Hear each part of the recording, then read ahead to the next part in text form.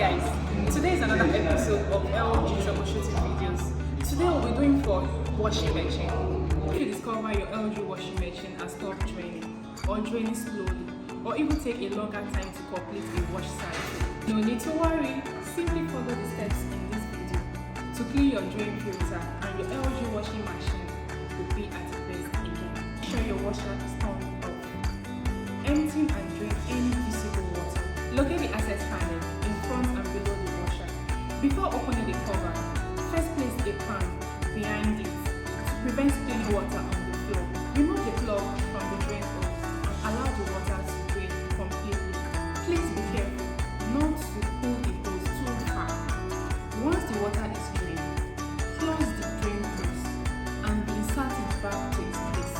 Reinsert the pump filter back into its place.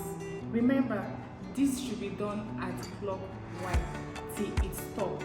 Finally, reinsert the access panel back into its place and close.